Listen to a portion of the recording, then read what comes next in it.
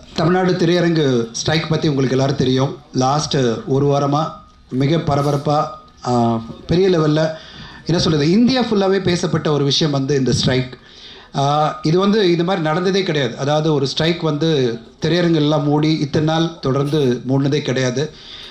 இதில் என்னென்னா, வனமகன் 23ஆம் தேதி வந்து எல்லாரும் பாராட்டப்பட்டு நல்ல ஒரு செகண்ட் வீக்கில் நல்ல பிக்கப் ஆகி போயிட்டு இருக்கும்போது அந்த படம் ஸ்டாப் செய்யப்பட்டது. அண்ட் 30ஆம் தேதி ஏன்னா அடுத்த வாரம் வந்த இவன் தந்திரன் அவ்வளோ பெருசாக 3 நாளும் வந்து நல்ல வசூலோட கொண்டாடப்படும் போது திடீர்னு 1ஆம் தேதி அதுவும் ஸ்டாப் பண்ணப்பட ஒரு நிர்பந்தம் ஏற்பட்டது. இப்போ அந்த நிர்பந்தம் ஏற்பட்டதுனால எங்களால் ஒன்றுமே பண்ண முடியல. லாஸ்ட் 4 days 2 டீமும் விஜய் சாரும் சரி, ஜெயம் ரவி சாரும் சரி, இந்த என்டையர் இவன் தந்திரன் டீம் எல்லாருமே வந்து தூங்க முடியல. ஏன்னா இவ்வளோ ஒரு நல்ல அப்ரிஷியேட் பண்ணுற படம், மக்களால் பாராட்டப்படுற படம், மக்களால் பார்க்க முடியாத ஒரு சுச்சுவேஷன் வந்திருக்கிறது. ஒரு துக்கத்தையும் ஒரு மிகப்பெரிய ஷாக்கையும் எங்களுக்கெல்லாம் கொடுத்துருந்தது. பர்டிகுலராக நீங்களாம் நிறைய பேர் டைரக்டர் கண்ணனுடைய ஆடியோலாம் கேட்டிருப்பீங்க. அவ்வளோ டிஸ்டர்ப் ஆகிடுச்சு எல்லாம். ஏன்னா பெரிய லெவலில் இன்வெஸ்ட்மெண்ட் மாட்டியிருக்கு ஒருத்தருக்கும். இதிலேருந்து வெளியில் வரணும் அப்படின்னு வரும்போது ஒரே வழி தான், ஸ்ட்ரைக் சீக்கிரம் முடியணும் அப்படின்னு நாங்கள்லாம் ரொம்ப 2 தயாரிப்பாளர் சங்கத்துக்கும் சரி மீறி மக்கள் வந்து திருப்பி திரையரங்கு வரணுன்னா ஊடகங்களாக நீங்கள் எங்களுக்கு இந்த படங்களை மக்கள் மத்தியில் கொண்டு செல்லுங்க. அவங்களுக்கு சொல்லுங்கள், இந்த படம் வந்து 2 படமும் இதை டிசர்வ் டு கெட் நல்ல ஒரு ரன் இந்த தியேட்டரில். அதுக்கு உங்கள் ஆதரவு இருந்தால் நல்லாயிருக்கும். இதில் பார்த்தீங்கன்னா இந்த பாதிக்கப்படுற 2 படத்துலையும் பார்த்தீங்கன்னா நான் இன்வால்வ்டு. அதில் வந்து கன்சல்டன்ட் ப்ரொடியூசராக, இதில் வந்து நான் மார்க்கெட்டிங் டிஸ்ட்ரிபியூஷனாக. ரொம்ப ஷாக்காக இருந்தது எனக்கு, எந்த மாதிரி ஒரு சுச்சுவேஷனில் நான் மாட்டிக்கிட்டேன்னு சொல்லிட்டு. ஆனால் எல்லார ஊடகங்களும் இதை பாராட்டி, இந்த படங்களை பாராட்டி கொண்டாட தொட்டு கண்டிப்பாக எனக்கு நம்பிக்கை இருக்குது, மக்கள் மீது நம்பிக்கை இருக்குது. இந்த படங்களை கண்டிப்பாக திருப்பி திரையரங்கு வந்து கொண்டாடுவாங்க, இந்த படங்களை சக்ஸஸ் பண்ணுவாங்க. இந்த படத்தை தயாரிப்பாளர்களுக்கும் விநியோகஸ்தர்கள் எல்லாருக்கும் அவங்களுடைய லாபத்தை கொண்டு வருவாங்க, நம்பிக்கை இருக்குது. அதுக்கு உங்களோட துணை தேவை. இந்த டைமில் முதல்ல இதை பற்றி பேசுறதுக்கு தயாரிப்பாளரும் வனமகன் தயாரிப்பாளரும் தமிழ் இண்டஸ்ட்ரியில் மிக நீண்ட அனுபவம் உள்ள அழகப்பன் சாரை பேச அழைக்கிறேன். அழகப்பன் சார்.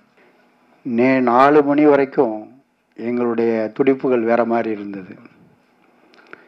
ஒவ்வொரு நிமிடமும் தந்தையன் சார் சொன்ன மாதிரி கிட்டத்தட்ட நான் 45 ஆண்டு காலமாக இந்த தொழில் இருக்கிறேன். 45 ஆண்டுகளாக படம் எடுத்து கொண்டு இருக்கின்றேன்.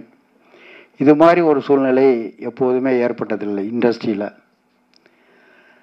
ஸ்ட்ரைக் வந்திருக்கு. ஸ்ட்ரைக் வந்து முன்னாடியே எங்களுக்கு தெரியும். 1 மாதத்துக்கு முன்னாடியே ஸ்ட்ரைக் ஆரம்பிப்போம், ஸ்ட்ரைக்கை நிப்பாட்டியிருக்கோம், பேசியிருக்கோம், பொறுப்பில் இருந்திருக்கோம், அரசோட பேச்சுவார்த்தைகள் நடத்தியிருக்கோம், வெற்றி பெற்றிருக்கோம், தோல்வியும் அடைந்திருக்கிறோம். அதெல்லாம் சமாளிச்சுட்டு அது வேறு மாதிரி காலகட்டத்தில் நகர்ந்துருக்கு. இந்த மாதிரி திடீர்னு எங்களுக்கு ஜிஎஸ்டி வரும்னு தெரியும். ஜிஎஸ்டி வந்து 1 மாதத்துக்கு முன்னாடியே 28% வரும், இதில் என்ன லாபம் வரும்ன்ட்டு கிட்டத்தட்ட 1 மாதத்துக்கு முன்னாடியே நாங்கள் வந்து அபிராமி தேட்டரில் உட்காந்து எல்லோரும் நாங்கள் தமிழ் திரைப்பட வர்த்தக சார்பாக உட்காந்து பேசி இவ்வளவு தான் வருது, இதனால் நம்ம பெரிய பாதிப்பு ஒன்றும் இல்லை, 150 ரூபா 120 ரூபா கொடுத்து டிக்கெட் வாங்குறவங்க ஒரு 30 ரூபா கூட கொடுத்து டிக்கெட் வாங்குறதுல ஒரு பெரிய நஷ்டத்தை நம்ம வந்து அடைந்துட மாட்டோம். ஏன்னா இன்றைக்கி 30 ரூபாய்ங்கிறது ஒரு சர்வசாதாரணமாக போச்சு காசுங்கிற ஒரு இது. 30 ரூபா தான் கூட போகுது. அதே மாதிரி 80 ரூபா டிக்கெட்டு 94 ரூபாய்னா ஒரு 14 ரூபா தான் கூட வருது. அதே மாதிரி மப்சல் சைடில் 50 ரூபா டிக்கெட்டு 4 ரூபா 5 ரூபா 6 ரூபா தான் கூட வருது. 50 ரூபா கொடுத்து டிக்கெட் வாங்குகிறோம், 56 ரூபா கொடுத்து வாங்க போகிறான். அதனால் சினிமா சைடில் திரையுலக சார்பாக எந்த விதமான எதிர்ப்பையும் நம்ம தெரிவிக்கிறது இல்லைன்னு நாங்கள்லாம் சேர்ந்து ஒரு முடிவு எடுத்திருந்தோம். அந்த முடிவு படி நாங்கள்லாம் நிம்மதியாக ஜிஎஸ்டி வருதுங்கிற நேரத்தில் நாங்களாம் படத்தை ரிலீஸ் பண்ணிட்டு நாங்கள் கூட முன்னாடியே படம் ரிலீஸ் பண்ணலான் இருந்தோம்.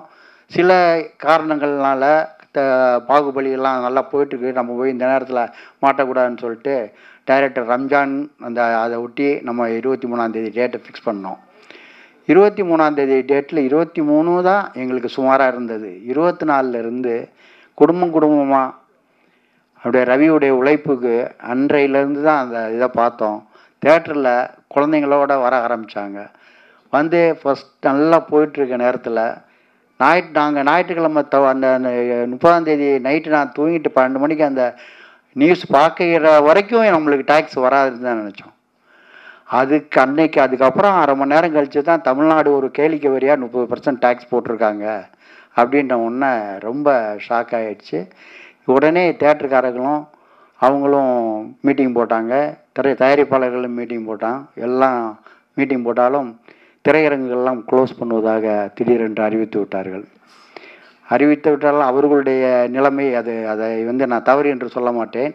ஏன்னா டேக்ஸ் அன்னையிலேருந்தே கணக்கு பண்ணி டியூஸ்டே டேக்ஸ் கட்டணும் எல்லா சர்க்குலர் அனுப்பிச்சிட்டாங்க எல்லா தேட்டருங்களுக்கும்.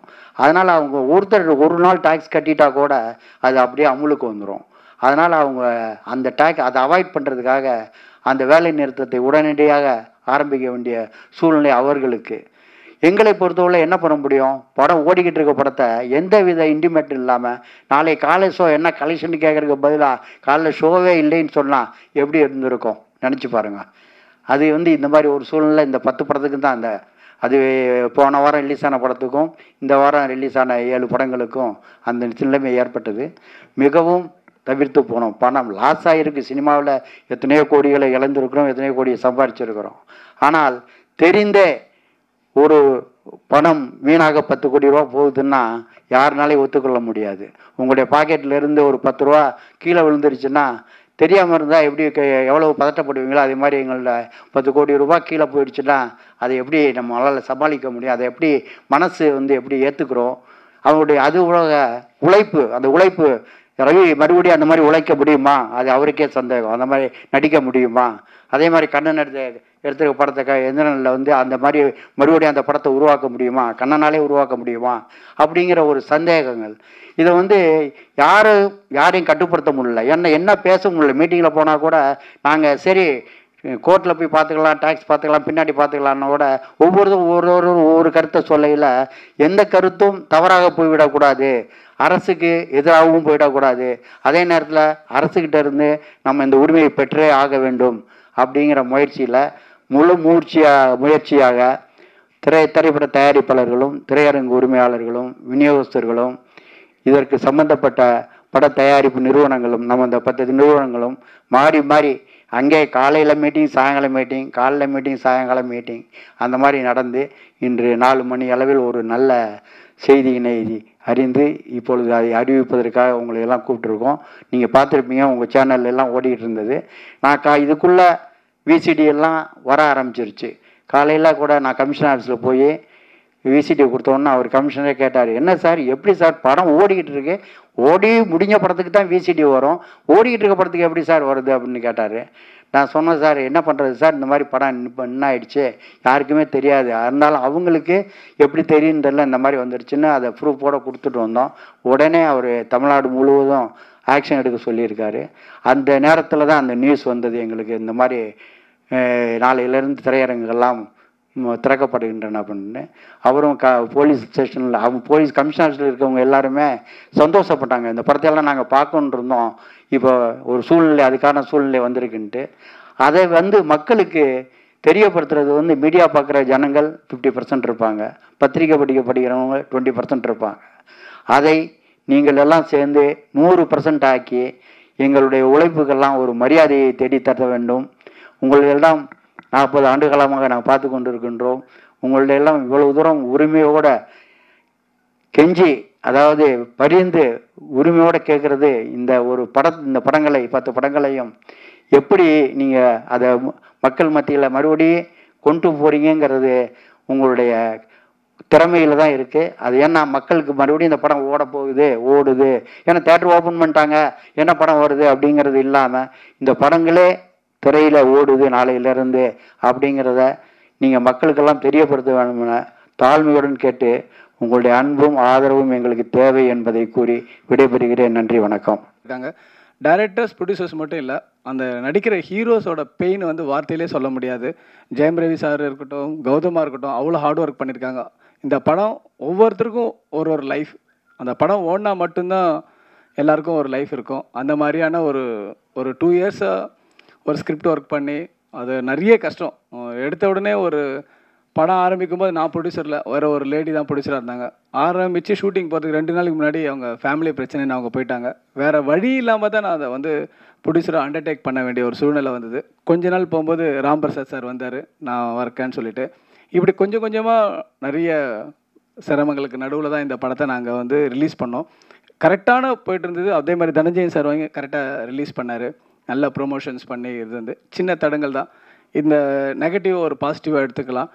இந்த தடங்கள் விலகி தேட்டருக்கு வர ஒத்துழைத்த தயாரிப்பாளர் சங்கத்துக்கும் வர்த்தக சபைக்கும் தமிழ்நாடு திரைப்பட உரிமையாளருக்கும் கண்டிப்பாக முக்கியமாக டைரக்டர்ஸ் யூனியனுக்கும், ஏன்னா செல்வமணி சார், விக்ரமன் சார் எல்லாருமே ஃபுல் சப்போர்ட் பண்ணாங்க. முக்கியமாக அதையெல்லாம் விட பத்திரிகை நண்பர்கள் தான். அவங்க வந்து அத்தனை பேரும் எனக்கு வந்து கால் பண்ணாத ப்ரெஸ் பீப்புள்ஸே இல்லை. சார் நாங்கள் இருக்கோம் சார், நீங்கள் ஒன்றும் கவலைப்படாதீங்க சார், கண்டிப்பாக உங்கள் படம் வந்துடும், நாங்கள் இன்றைக்கி கோயிலுக்கு போயிட்டு வந்திருக்கோம், நிச்சயமாக இருக்கோம். உண்மையிலே பத்திரிகை நண்பர்கள் அவங்களுடைய சப்போர்ட் தான் இன்றைக்கி இந்த அளவுக்கு படத்தை வந்து வெளியில் கொண்டு போச்சு. எல்லாரும் ரிவ்யூஸில் ரொம்ப நல்லா இருந்தது. கான்ஃபிடெண்ட்டாக இருக்குது. இந்த 1 வீக்கு கண்டிப்பாக இல்லைனாலும் ஜனங்க நிச்சயமாக தேட்டரில் வந்து படம் பார்ப்பாங்கன்னு ஒரு நம்பிக்கை இருக்குது. நாளைக்கு நிச்சயமாக வனமகனுக்காக இருக்கட்டும், யுவன் தந்திரனாக இருக்கட்டும், மரகத நாணயமாக இருக்கட்டும், இந்த 3 படங்களுக்கும் கண்டிப்பாக 3 படங்கள் மட்டும் இல்லை, எங்கள் படங்கள் கூட ரிலீஸ் ஆன அத்தனை படங்களுக்கும் ஆதரவு இருக்கும் நம்புகிறேன். மீண்டும் ஒரு முறை உங்கள் அனைவருக்கும் நன்றி. தேங்க்யூ. இந்த சமயத்தில் அவனை குறிப்பிடணும், இந்த படத்தை வந்து நிறைய ஊடகங்கள் ப்ரொமோட் பண்ணிட்டு இருந்தாங்க. அவங்களோட வெப்சைட்ஸில் எல்லாத்துலேயும் அவங்களாம் வந்து இந்த ப்ரொமோஷன் ஸ்ட்ரைக் ஆன பிறகு பேமெண்ட் வரும்போது எல்லாரும் சொன்னாங்க, வானா சார் பேமெண்ட்டே வேணாம் அப்படின்னு சொல்லிட்டு. ஊடக நண்பர்கள் பல பேர் அவங்க இப்போ கஷ்டப்பட்டு ப்ரொமோட் பண்ணிட்டு இருந்த ஊடகங்கள் வந்து எங்களுக்கு பேமெண்ட் வேணாம், எங்களுக்கு மனசு கஷ்டமாக இருக்குது, இவ்வளோ பெரிய கஷ்டத்தை நீங்கள் அனுபவிச்சுட்டு இருக்கீங்க, உங்களோட பணமே கேட்க முடியல அப்படின்லாம் சொல்லி ஊடகங்கள் வந்து அந்தளவு சப்போர்ட் பண்ணாங்க. உங்கள் எல்லாருக்கும் நன்றி. ஏன்னா உணர்வுபூர்வமாக நீங்களும் எங்கள் கூட இருக்கீங்க. இந்த ஸ்ட்ரைக் எந்த அளவு பாதிச்சிருக்குன்னு உங்களுக்கு எல்லாம் உணர்வுபூர்வமாக தெரிஞ்சுதான் அந்தளவு சப்போர்ட் கொடுத்துருக்கீங்க. உங்கள் எல்லாருக்கும் நன்றி. டைரக்டர் விஜய், நான் லாஸ்ட் ப்ரெஸ் மீட்டில் அவருடைய ப்ரெஸ் மீட்டில் சொல்லியிருந்தேன், வனமகன் படத்தை அவருடைய ட்ரீம் வெஞ்சர் ரொம்ப 5-6 வருஷமாக பிளான் பண்ணி அதிகபட்ச பொருட்செலவில் நான் சொன்னதெல்லாம் மீறி பண்ணிகிட்டே இருந்தார். அவருக்கு ரொம்ப நம்பிக்கை இருந்தது. செகண்ட் வீக் வந்து கலெக்ஷன் பெட்டராக போயிட்டு இருந்தது. அவருக்கு மண்டே மேலே நல்லா வரும் அப்படின்னு நம்பிட்டு இருந்தார். அந்த மண்டேலேருந்து இந்த தடங்கள் அவர் ரொம்ப பாதிச்சது. ஷூட்டிங் போக முடியல, எவ்வளோ தடங்கள் நடுவில் இந்த படத்தை பண்ணிட்டு இந்த படம் ரிலீஸ் ஆகிட்டுருக்கு. இந்த படம் நாளிலேருந்து வந்து அவருக்கு எல்லா சங்கடங்களும் போகணும்னு இந்த டைமில் விரும்பி ஆண்டவர் வேண்டிக்கிறேன். Vijay please come and speak. I think ரொம்ப ஒரு முக்கியமான நாள். எனக்கு மட்டும் இல்லை, ஐ திங்க் லாஸ்ட் 2 வீக்ஸாக ரிலீஸ் ஆன எல்லா படங்களுக்கும் சொல்கிறேன். ஒரு படம், அதாவது கண்டிப்பாக ஒரு விஜய் சார் ஒரு தலைவா டைமில் சொன்ன விஷயம் தான் வருது. ஒரு படம் வந்து ஜெயிக்கிறது தோக்கிறது வந்து ஒரு மக்கள் கையில் இருக்கலாம், ஆனால் சூழ்நிலை கையில் இருக்கக்கூடாதுன்னு. ஸோ அது மாதிரி இப்போ ஒரு சூழ்நிலை தான் இந்த படங்களுக்கு ஒரு மிகப்பெரிய தடையாக இருந்திருக்கு. இது வந்து கவர்மெண்ட்டை குறித்து சொல்கிறதா இல்லை தியேட்டர் அசோசியேஷன் எல்லாருமே வந்து அவங்க பக்கம் நியாயம் சொல்கிறாங்க. ஸோ இது எந்த பக்கம் நான் என்ன பாதிக்கப்படுறவங்கள தான் நான் ஐ திங்க் ரொம்ப பாதிக்கப்பட்டிருக்கோம் எல்லாருமே நாங்கள். இதில் என்ன காரணம், எந்த ஒரு ஸ்ட்ரைக்கோட ஒரு முன் அறிவிப்பு இருந்தால் அதுக்கு தான் பிளான் பண்ணலாம். ஆனால் எந்த ஒரு அறிவிப்பும் இல்லாமல் திடீர்னு ஒரு ஃப்ரைடே நைட் வந்து மண்டே ஸ்ட்ரைக்குன்னு சொல்லும்போது அதை ஏற்றுக்கிறதுக்கே ரொம்ப ஃபஸ்ட்டு வந்து டைஜஸ்ட் பண்ண முடியல. ஏன்னா எங்களுக்கு வந்து வனமகன் சார் சொன்ன மாதிரி, ஜனஜன் சார் சொன்ன மாதிரி செகண்ட் வீக் வந்து ஒரு 30 ஸ்க்ரீன் இன்க்ரீஸ் ஆகி எல்லாருக்குமே தெரிஞ்ச விஷயம். டிஸ்ட்ரிபியூட்டர்ஸ்லாம் பயங்கரமாக ஹாப்பியாக இருக்கும் போது இந்த மாதிரி ஒரு நியூஸ் வந்து ரொம்ப ரொம்ப கஷ்டமாக இருந்தது. எல்லோரும் சொன்ன மாதிரி தான் ஒரு நம்மளோட ஒரு எல்லா படமே வந்து ஐ திங்க் வந்து ஒரு அங்கீகரிக்கப்படணும், ஒரு நல்ல படம்னு, அதுக்கப்புறம் பொருளாதாரமாகவும் சக்ஸஸ் ஆகணும். ஸோ இந்த படம் வந்து அது கண்டிப்பாக அச்சீவ் ஆகிட்டுன்னு நினச்சி ரொம்ப நம்பிட்டு இருக்க டைமில் தான் இந்த மாதிரி நடந்தது. அது கண்டிப்பாக வந்து ஒரு வெரி வெரி டிசப்பாயிண்டிங். ஏன்னா இது வந்து ஐ திங்க் நான் லாஸ்ட் டைம் நான் ப்ரெஸ் மீட்டில் சொன்ன விஷயந்தான்.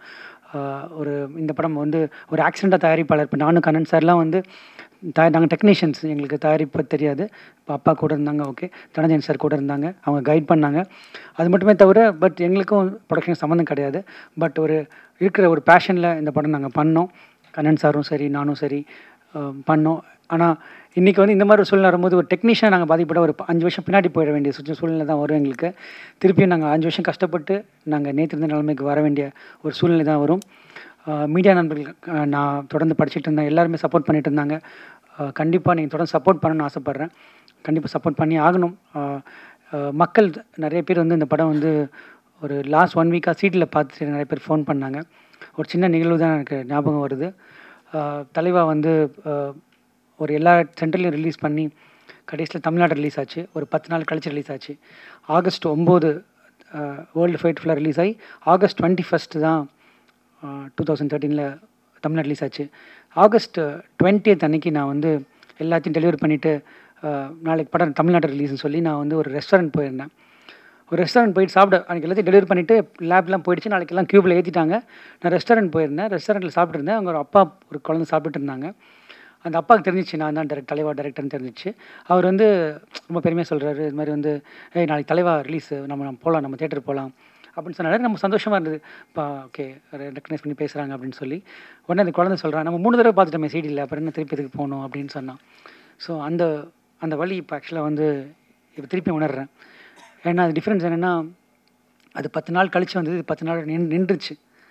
ஸோ அந்த வழி திருப்பியும் இப்போ எத்தனை பேர் சொல்ல போகிறாங்க நான் சீடியில் பார்த்துட்டேன்னு சொல்ல போகிறாங்க அப்படின்ற ஒரு வழி தான் நமக்கு. அன்றைக்கி நான் அந்த ஹோட்டலேருந்து நேராக காரில் ஏறி போயிட்டு I just had tears in my eyes. எனக்கு எப்படி இதை ரியாக்ட் பண்ண கூட தெரியல எனக்கு. ஏன்னா படம் ரிலீஸ் ஆகுது அது மாதிரி தான் இப்போது ஒரு 10 நாள் கழிச்சு எவ்வளோ பேர் சீட்டில் பார்த்துருக்காங்க. நீங்கள் சீட்டில் பார்த்துருந்தாலும் பரவாயில்ல, பிகாஸ் நம்ம யாருமே அட்வைஸ் பண்ணி திருத்த முடியாது. Because every one has to realise it is a definitely alternate industry and killing cinema. ஒரு பெரிய இண்டஸ்ட்ரியை நிறைய பேர் உழைச்சிட்டு இருக்காங்க. இதை நம்பி பல லட்சம் குடும்பம் இருக்குது. ஸோ இது அழிஞ்சிட்ருக்கு. அது தயவு செஞ்சு நீங்கள் காப்பாற்றணும். வனமகனுக்கு மட்டும் இல்லை, எல்லா படத்துக்கும் நாளைக்கு ரிலீஸ் ஆக போகிற எல்லா படத்துக்கும் மீடியா சப்போர்ட் கண்டிப்பாக தேவைப்படும். மீடியா சப்போர்ட் இல்லாமல் பப்ளிக் சப்போர்ட் இது ஒரு பெரிய கொஷின் மார்க் தான். இப்போ நாளைக்கு வந்து இதே பஸ் இதே க்ரௌடு இருக்குமா வருமா அப்படின்றது பெரிய கொஷின் மார்க். ஆனால் வந்து இதை வந்து கொஞ்சம் ரியலைஸ் பண்ணி இது வந்து மீடியாவும் சரி பப்ளிக்கும் சரி உணர்ந்து கண்டிப்பாக சப்போர்ட் பண்ணணும் அப்படின்னு நான் வேண்டி கேட்டுக்கிறேன். ரொம்ப ஒரு ஐ திங்க் பாலாஜி சொன்ன மாதிரி நிறைய பிரச்சனைகள் இருக்குது கண்டிப்பாக சினிமாவில். அதுக்கு ப்ரொடியூசர் கவுன்சில் இருக்காங்க, பெப்சி இருக்குது, அதே மாதிரி ஃபெடரேஷன் இருக்குது, நிறைய எம்ஜி பிரச்சனை அதெல்லாம் கண்டிப்பாக சால்வ் ஆகணும். அப்போ தான் தமிழ் சினிமா வந்து இன்னொரு நெக்ஸ்ட்டு இடத்துக்கு போக முடியும் நான் நம்புகிறேன். நான் ரவி சார்ட்ட சொல்லிட்டு இருந்தேன் முந்தா நாள். ஏன்னா இவ்வளோ ஒரு உழைப்பு போட்டு அவர் இந்த மாதிரி வந்து நிச்சயமாக நான் சொல்ல முடியும். பிகாஸ் ஒவ்வொரு நாளுமே வந்து அவ்வளோ ஒரு சிரமம் எடுத்து தான் ரவி சார் இந்த படம் பண்ணார். ரிலீஸ் அன்றைக்கி முதல் நாள் கூட அவ்வளோ ஸ்ட்ரெஸ் எங்களுக்கு இருந்தது. எவ்வளோ பிரச்சனைகளும் தாண்டி தான் ரிலீஸ் பண்ணோம். ரவி சார் இல்லைன்னா இந்த படம் ரிலீஸ் ஆகிருக்காது. தனஞ்சயன் சாருக்கு தெரியும், எல்லாரும் தெரியும், எல்லோரும் சப்போர்ட் பண்ணாங்க. அந்த ஒரு சூழ்நிலை ரிலீஸ் பண்ண படம் ஒரு நல்ல வரவேற்பு கிடச்சி திருப்பி அது போகும்போது இந்த மாதிரி சூழ்நிலை வரக்கூடாது, அது வந்துருச்சு. அதை நாங்கள் ஃபேஸ் பண்ணிகிட்ருக்கோம். ரவி சார் இந்த சூழ்நிலை நான் உங்களுக்கு ரொம்ப ரொம்ப நன்றி சொல்கிறேன். ஏன்னா நீங்கள் ரொம்ப ஸ்ட்ராங்காக சப்போர்ட் பண்ணிட்டு இருந்தீங்க. ஏன்னா ஒரு 3 நாள் மட்டும் நான் சொல்லிட்டு இருந்தேன், சார் தெலுங்கு ஹிந்தி ஏதாவது போயிடலாமா, இல்லை ஆர்ட் ஃபிலிம் திருப்பி ஆரம்பிச்சிடலாமான்னு பார்க்குறேன் அப்படின்னு சொல்லிட்டு இருந்தேன். அந்த மாதிரி ஒரு நம்ம டிசப்பாயின்மெண்ட்டில் பேசுகிற விஷயந்தான். ஸோ அப்போ கூட என்கரேஜ் பண்ணிட்டு இருந்தாங்க. ரொம்ப ரொம்ப நன்றி அதுக்கு. Thank you media. நீங்கள் உங்கள் கையெல்லாம் திருப்பி நாங்கள் கொடுத்துருக்கோம். நீங்கள் ஆல்ரெடி ரிவ்யூஸில் எழுதிட்டீங்க. ஆனால் இந்த படத்தை இன்னும் வந்து மக்கள்கிட்ட போய் சேர்கிறதுக்கு நீங்கள் கண்டிப்பாக ஹெல்ப் பண்ணணும்னு நான் வேண்டி கேட்டுக்கிறேன். கண்ணன் சார் கண்டிப்பாக உங்கள் மெசேஜை கேட்டு எனக்கு வந்து அது ஃபீலிங் தான். அது என்னோட இன்னொரு வாய்ஸாக தான் நான் பார்த்தேன். அதை என்னால் உணர முடியுது அந்த பெயினை. கண்டிப்பாக யுவன் தந்திரன் வந்து ஒரு பெரிய ஹிட் ஆகணும். நன்றி, அனைவருக்கும்.